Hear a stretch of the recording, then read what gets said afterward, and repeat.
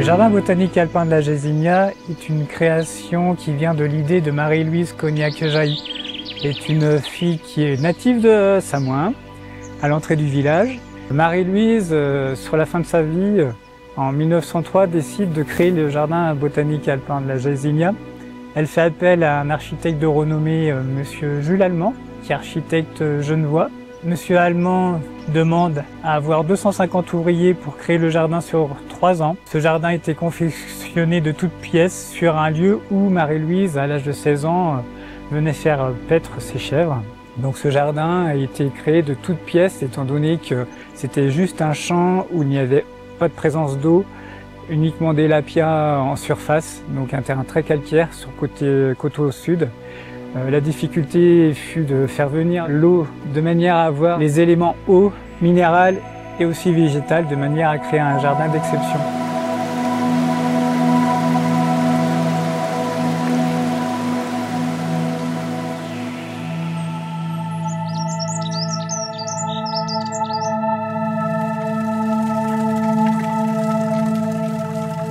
Le jardin s'articule de manière scientifiquement parlant par secteur géographique. Vous arpentez le jardin tout simplement par l'allée principale et à l'intérieur des lacets vous avez souvent un continent qui est représenté ou une partie géographique de la France. Donc vous avez des secteurs géographiques et aussi des secteurs écologiques afin de proposer aux plantes des situations écologiques de manière à ce qu'elles poussent bien.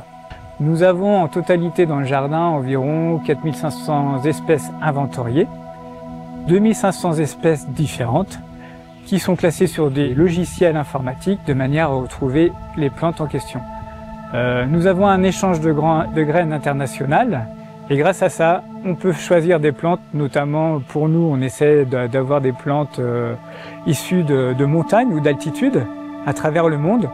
Donc le jeu, c'est de chercher dans les catalogues des graines qui puissent nous intéresser pour la conservation, parce qu'un jardin botanique, ça a vocation de conserver les plantes qui sont notamment en voie de disparition.